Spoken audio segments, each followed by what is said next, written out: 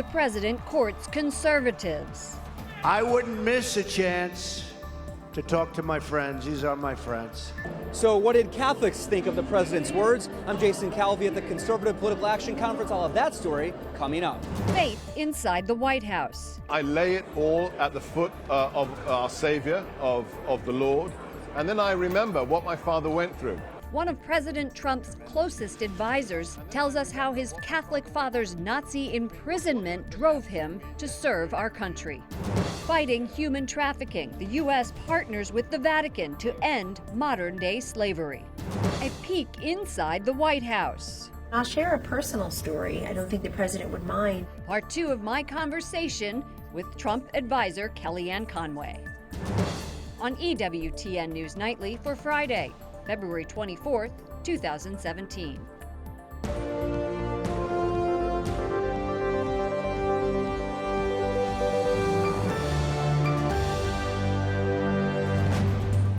Good evening from Washington, D.C., and thank you to those of you joining us from around the world for news from a Catholic perspective. I'm Lauren Ashburn. President Donald Trump, in a triumphant return to the Conservative Political Action Conference, pledges loyalty to conservatives who helped him win. He stands by his promise to repeal and replace Obamacare, and today announces the wall with Mexico is coming ahead of schedule. Jason Calvi was there, takes us inside the ballroom. Jason. Lauren, the crowd of rowdy conservatives cheered on their commander-in-chief with shouts of USA. The whole speech today was like a highlight reel from his campaign. And when he brought up Hillary Clinton, some here even cried, "Lock her up." President Trump spoke of his first visit here 6 years ago. He says that was the moment that set him on the path to the White House. Standing room only for the first president since Ronald Reagan to speak here in his first year in office. The forgotten men and women of America will be forgotten no longer. President Trump trashed fake news and anonymous sources hours after his own staff held a background briefing where they refused to let their names be used, which has been a common White House practice in previous administrations. But today, the president says he's making good on his campaign promises. One by one, we're checking off the promises we made to the people of the United States. One of the pledges, to make America safe again. We are going to keep radical Islamic terrorists the hell out of our country. He says that goal is possible with help from above. As long as we have faith in each other and trust in God, then there is no goal at all beyond our reach. Packing into this boisterous crowd are conservative Catholics. Matt Smith of Catholic Advocate was Catholic liaison in the George W. Bush White House. I think a lot of people of faith felt forgotten and really let their voices be heard once again during this last election. They saw years of our religious liberties being trampled. They saw years of an erosion of the sanctity of marriage. President Trump first test drove his Make America Great Again slogan 6 years ago when he said here, "Our country will be great again." He then trademarked the catchphrase in 2012, soon after Mitt Romney lost to President Obama. Lauren? Jason, what kind of timetable did the president give for fulfilling promises? Anything concrete? Well, one thing he said, President Trump says very soon he'll be putting out a new executive order on immigration. He vows that the era of empty talk is over. He'll have the chance to lay out specifics Tuesday night when he speaks to a joint session of Congress. Jason Calvi reporting from CPAC. Thank you so much. Keeping America safe is a deeply personal issue for one Catholic member of the administration. Joining us is Sebastian Gorka, Deputy Assistant to the President. Thank you so much for joining us. My pleasure. Anything for EWTN. In his speech today, President Trump said, "We're getting the bad people out of the country." That is a phrase we have heard over and over again. And he says definitely building a wall that will start sooner than possible. Is that what really is going to make America safe? Well, it's definitely part of it. For the last 8 years, we've had our Border Patrol, our ICE agents simply unable to do their job because their hands were tied by the Obama administration. We are letting them do the job they swore to do as officers of the federal government to secure our borders. We know ISIS has said we're going to use refugee streams, migrant streams to undermine your country. In Europe, the attacks that we've seen again and again and again have been linked to the war zones. One of the individuals responsible was traveling on a fake Syrian passport. He'd acquired asylum status. So this isn't hyperbole. This isn't theory. It's a real threat, and we don't want those kinds of attacks occurring here in America that we've witnessed happening in Europe. You know, on a personal note, your father was a devout Catholic, and he fought against the communists in Hungary. He was tortured, sentenced to life in prison for sending messages to London. How does that experience influence your work today on national security? Well, very strongly. That's the atmosphere, that's the family history I grew up in. My father survived the Nazi takeover of Hungary as a little child.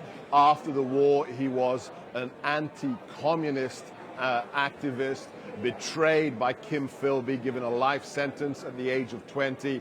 His faith kept him alive in prison until he was liberated by the freedom fighters in 1956. So my family has lived under totalitarianism, be it fascist, be it communist. And for me, we're in the same situation right now. The enemy we're facing aren't Nazis, aren't communists, but they are totalitarians. They will brook no compromise. The jihadists are clear. Either you surrender to us and we enslave you, or we will kill you. So we are back in a fight for our existence against totalitarians. Not Nazis, not communists, this time the global jihadists. You have a big target on your back at the White House and are criticized, like many there, on a daily basis. How does your faith help you get through that? Wow. I start the day reading a passage from the Old Testament. I finish my day by reading a passage from the New Testament. And when it gets really tough, it's very easy. The way I deal with it is this. I lay it all at the foot of our Savior, of the Lord. And then I remember what my father went through. I mean, what the left-wing media is doing to me, it's in comparison to being tortured in the basement of the former fascist secret police headquarters, being hung backwards by your wrists with wire onto a pipe in the ceiling, being in a prison coal mine for 2 years, being in solitary for 2 years. My father's faith, I still have the crucifix he carved illicitly out of a toothbrush that he kept hidden in prison. I have that today. That's what makes these attacks totally and utterly irrelevant. Sebastian Gorka, what an incredible, incredible story and a testament to your faith. Thank you so much for joining us. Sebastian Gorka, Deputy Assistant to the President. My pleasure. Fake news is the enemy of the people. That's what President Trump said today to a cheering crowd. And joining us now is Bob Cusack, Editor-in-Chief of The Hill, to break this down. Bob, how are you? He was on fire again today, as he is. You know, before the election, he was saying how bad the media is. Today, he was saying the same thing. Why is it that he is still continuing this media anti-media conversation? Two reasons. Number one, it works for him. It worked for him on the campaign trail. He's now president. Number two, they really believe it. They think that some in the media are out to get them, that they're biased. And Trump did say in his speech today, he said, listen, some are fine, some are good. So now, I've never seen a president or presidential candidate get under the skin of the media like Trump has. And that is very true. You saw today in particular. Let's take a look at what he said during the day, and we'll show you how he was attacking the media. And CNN is been very upset about this. Let's listen. The Clinton News Network is one. Look at CBS, look at ABC also. Look at NBC. Take a look at some of these polls. They're so bad, so inaccurate. And what that does is it creates a false narrative. So he is talking about all of these different news outlets, and it is, should the media be responding to this?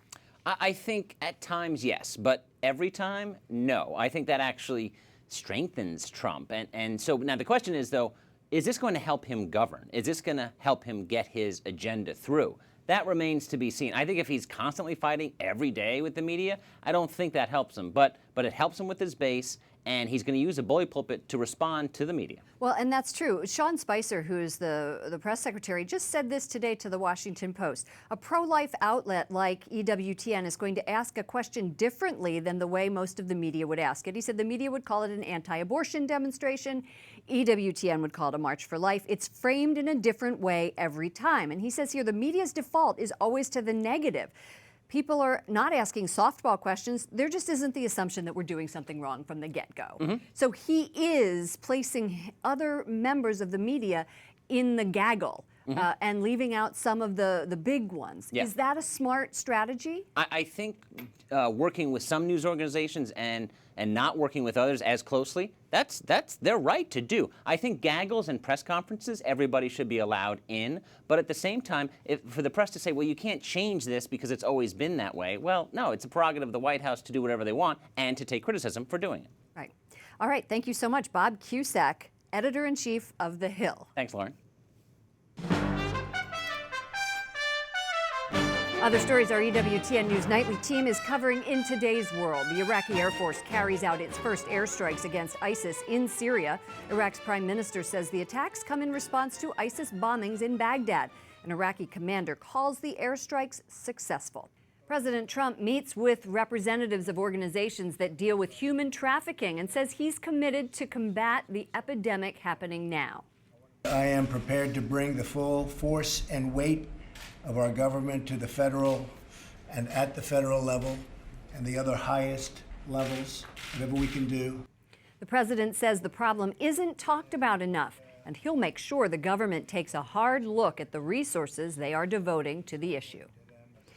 The chairman of the Senate Foreign Relations Committee weighs in on the fight to end modern slavery, the refugee crisis, and the war in Syria. Senator Bob Corker of Tennessee traveled to meet Vatican officials and members of the Italian government in Rome. Vatican correspondent Mary Shovlin just interviewed the senator. Mary, Senator Corker traveled to the Middle East to assess the fight against ISIS. What did he learn during his trip? Lauren, he said he met with the U.S. and foreign officials while he was in Iraq and Lebanon. They discussed issues of common concern, security, of course, but also humanitarian, political and economical issues. But the main focus of his trip was to gauge how the fight against ISIS was progressing. I was able to ask him about that, and this is what he had to say. Some other group is going to come right behind, some other group that maybe even is more extreme than ISIS, if the underlying issues are not dealt with. Lauren, he said he also saw the situation of the more than 1 million Syrian refugees living in Lebanon at the moment, and he talked about the challenge of having ISIS living right in the midst of those villages in Lebanon as well. You know, outside of the Middle East, North Korea is also considered a global threat. Did the senator address that? He did, Lauren. He said basically nothing will change in North Korea, and they will remain on the trajectory that they're on unless China decides to do something about it. He said Kim Jong-un feels that nuclear weapons are what's able to help him sleep at night. The only thing keeping him secure are these nuclear weapons. So he said until China decides that they can no longer progress on the path that they're on, North Korea will continue to do so. And he projected that North Korea will have long-range nuclear weapons ready to go in about 3 years. Nuclear proliferation is not something that the Pope advocates. What did Senator Corker say to Vatican officials? He met with the Vatican Secretary of State, Cardinal Parolin, and they discussed issues of mutual concern. Of course, the war in Syria, which has led to the immigration crisis that is affecting Europe and the world at the moment. Those are certainly common concerns that both states have. And they also talked about the modern slavery and trafficking, which is, of course, linked to immigration. When people flee their homes, they're easy prey for human traffickers. And this is something, of course, very dear to the heart of Pope Francis, and something very dear to the heart of Senator Gorka as well. And Senator Gorka said he's very heartened by this relationship with the Vatican and excited to see it progress in the coming years. Mary Shevlin, EWTN News Nightly Vatican correspondent. Thank you, Mary, for joining us. Thank you, Lauren. Coming up, a one-on-one interview with Kentucky Governor Matt Bevin, a father of 9, and his quest to help others choose life. I'm trying to encourage adoption by modeling it. My continuing conversation with White House counselor Kellyanne Conway. I like being an example for many women. I hear from them all across the country. How she finds work-life balance.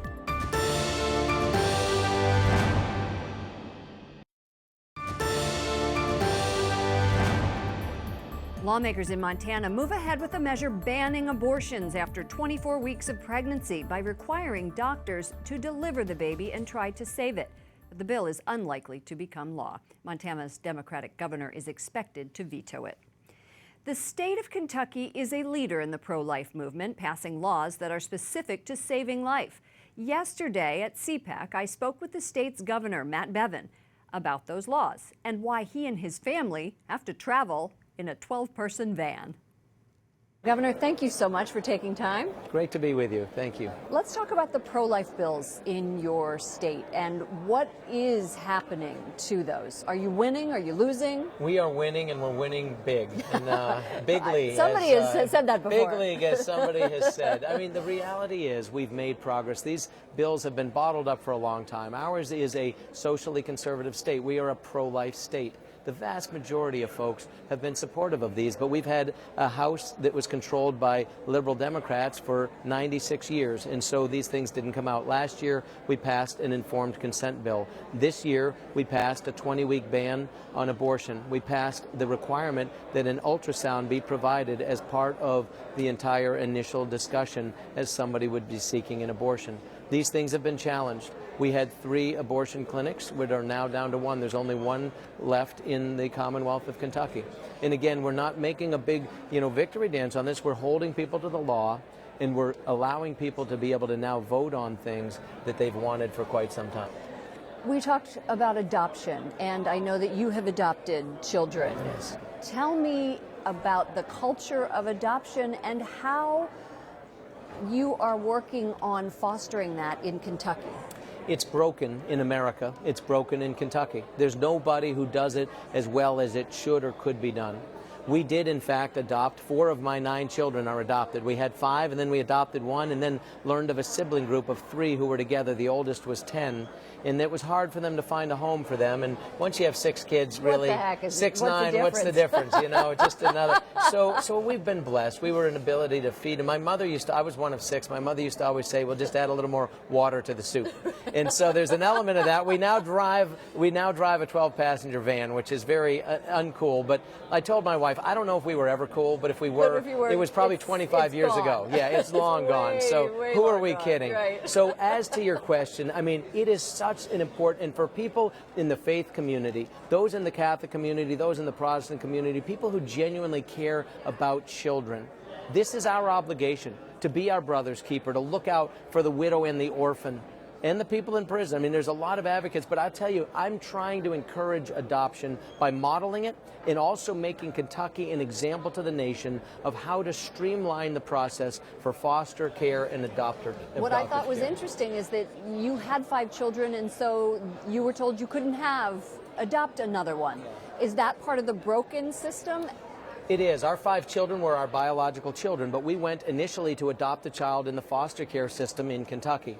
And after a whole year of parenting classes, some of which were taught by people who didn't even have children, ironically, I kid you not, I mean, these types of things, being fingerprinted multiple times, writing checks here and there, having people in and out of our home, interviewing our kids, and all this, only to be told at the end of it that it was determined by the state, who I never did find out, that it was be best for this child. There was an 11-year-old girl who had never had a home, wasn't likely to get a home, It was determined by a bureaucrat that she should stay in the foster care system because she might get more attention than to be one of, heaven forbid, 6 children. And it was that kind of thinking that's part of what drove me to run for governor. That and the fact that our pension system is broken, those two things singularly and together were the reason that I ran. They're both broken for no good reason. The adoptive system and the foster care system has got to be better served in America.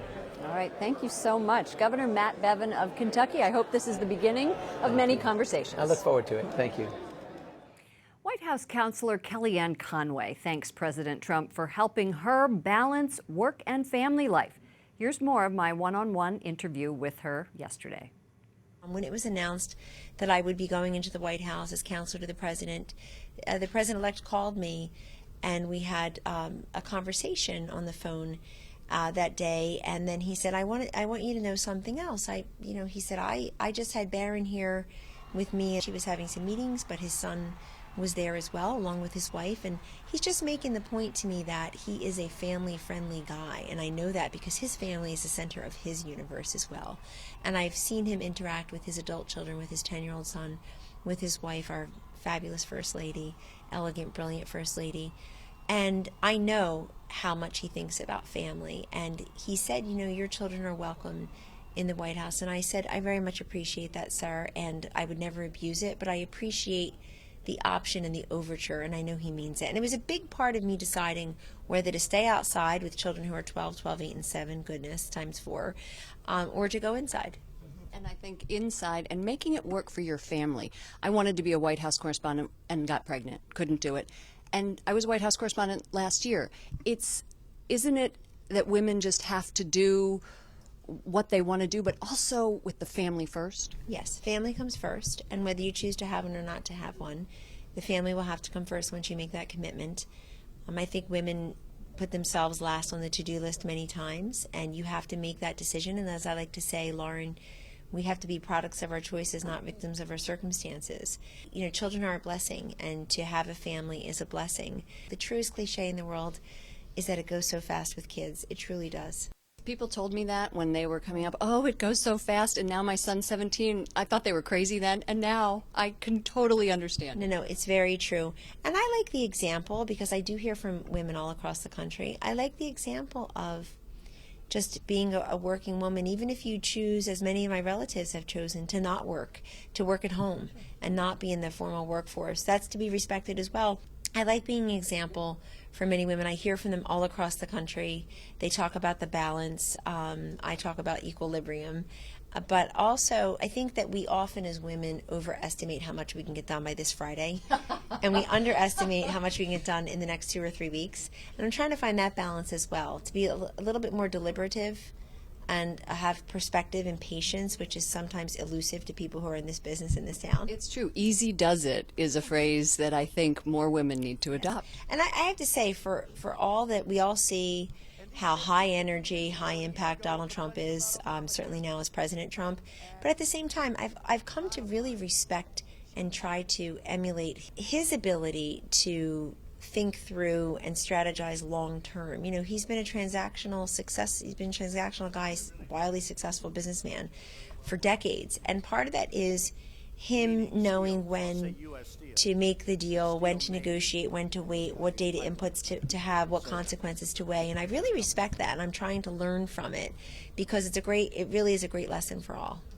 I hope this is one of many conversations we can have about your life and your journey here in Washington. You, and thanks for the time and the platform. Appreciate it. God bless you. Thank you. Up next, Kansas Governor Sam Brownback tells me about his encounter with Mother Teresa. She's the most impressive person I've ever met in the world.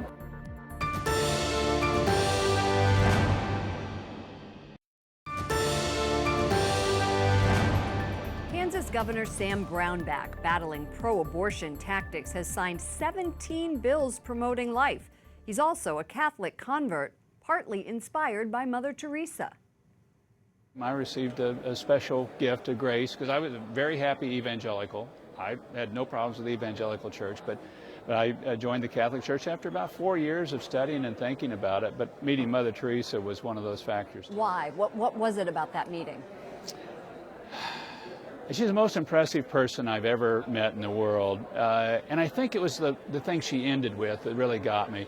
When I met her, this was her last foreign trip. She was really frail. She was kind of sliding. And I go to put her in her car, and I thought, you know, I just caught a great person a little late in life there on the downhill side. And she grabs my hand, and she stares me in the eye, and she says 3 words 4 times. She just goes, "It's all for Jesus. It's all for Jesus, all for Jesus, all for Jesus." And the car door shut, and I just sat there and going, I just got the wisdom of the universe in 3 words. You know, I mean, it still stirs me when I think about it. It's an amazing story. Governor Sam Brownback, thank you so much for your time. My pleasure. That does it for us for this week. For all of us here at EWTN News Nightly, to all of you around the world, I'm Lauren Ashburn. Don't forget, follow us on Facebook and Twitter for behind-the-scenes looks at News Nightly. Good night, and God bless you.